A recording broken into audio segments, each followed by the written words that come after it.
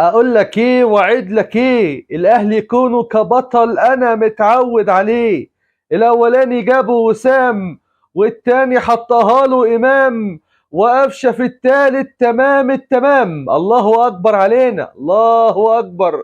لا لا لا لا لا لا لا لا لا لا. عين ايه؟ الاهلي خد العين الاماراتي عمل له ليزك لانه ما كانش شايف. خد العين الاماراتي كشف له رمض علشان النظر كان ضايع. الله الله الله الله. انت بتفخمها عليا، انا بتفخموها عليا اعلام الامارات. كل واحد يعرف حجمه وكل واحد يعرف مقامه وتمامه.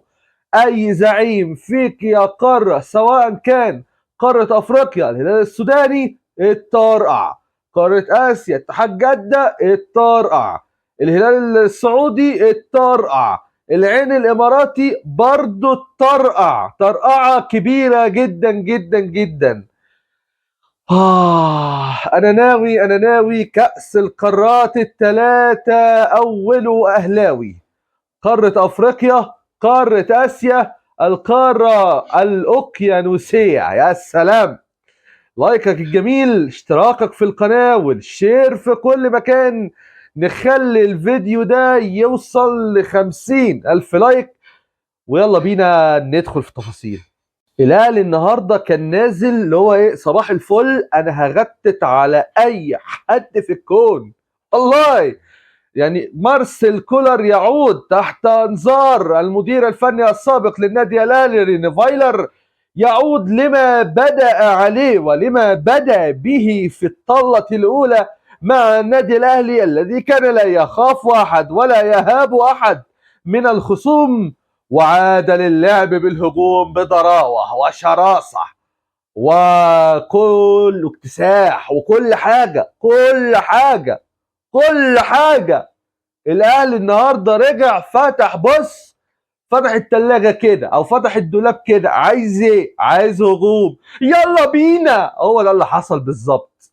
النهارده نزلنا شناوي حراسة المرمى، اكرم توفيق باك يمين، يحيى عطية الله باك شمال، اتنين مساكين ياسر ابراهيم ورامي ربيعة، نص الملعب مروان عطية وامام عاشور، والاهلي يلقى ضالته في مين؟ فاحمد نبيل كوكا، ثلاثي لا يقهر في وسط الملعب.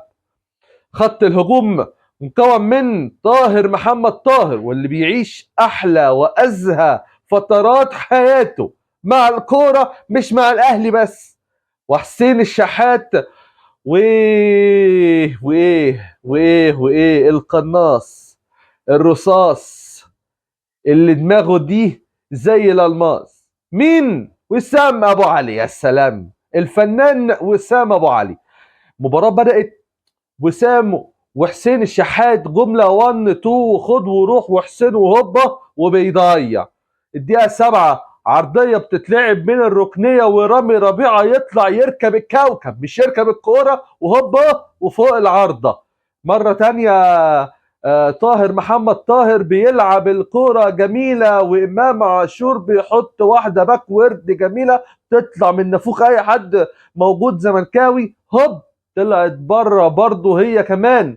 حطيت ايدي على قلبي وقلت يا نهار اسود يا نهار ابيض، سيناريو ماتش الزمالك هيتكرر وهنرجع تاني نلعب ضربات جزاء وشوطين اضافيين، واحنا اصلا لعبتنا خلاص باظت وطلع عينيها، كفايه اكسترا تايم يا جدعان. لحد ما تيجي الكوره واللي بيضغط فيها الاهلاويه امام عاشور، ضغط وخد الكوره واستلم، اتقطعت منه يحيى نادر، تتقطع منه الكوره. اللاعب رقم تقريبا 4 مع نادي العين الاماراتي تتقطع منه الكوره، وسام ابو علي يغمزها غمزه كده يقول لخالد عيسى خد دي مني يا زلفي. طبعا انتوا عارفين الرياكشن اللي بيبقى موجود على خد يا زلفي دي، ها؟ ماشي. هوب بقى ايه، انتهي الشوط الاولاني متفوقين كاسحين عاليين استحواذ، كل حاجه موجوده لينا احنا بس. ننزل يا باشا الشوط الثاني، طاهر محمد طاهر جسوي دلاميزو يلعب كوره بعد ما رسي وهدي وعد، بص، لعب الكوره امام عاشور واحده كابتن ماجد قبل ما تنزل على الارض ياخدها كده جميله جميله عشان تزغرط في شباك خالد عيسى. نعمل بقى حبة تبديلات، نسيب الكرة لنادي العين اللي ما كانش له اي وجود تماما داخل ارض الملعب.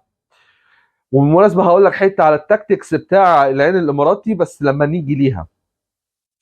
عمر كمال عبد الواحد لما نزل راح وعدى وفات وانطلق وهوب شدوا مين؟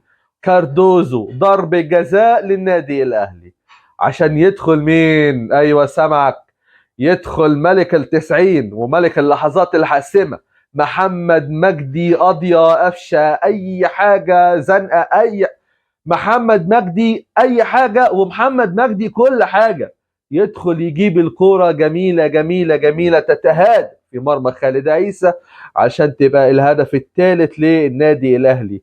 نيجي حته يعني تكتيكيه كده شويه. نادي العين الاماراتي كان بيلعب 4-2-3-1، كانت بتتحول 4-5-1 واحيانا 4-6-0 في حاله عدم امتلاكهم للكوره. وكان هو ده الطابع الموجود والطابع اللي مكملين عليه حتى نهايه المباراه. النادي الاهلي بال4-2-3-1 الاعتماد على كوكا ومروان عطيه ان هم يكونوا الاثنين حجر الاساس وقاعده الارتكاز في وسط النادي الاهلي. مواتير النادي الاهلي الماتورين كوكا ومروان عطيه. الف مليار مبروك لينا كاهلاويه. و قلت لك انا ناوي كأس القارات الثلاثة اهلاوي.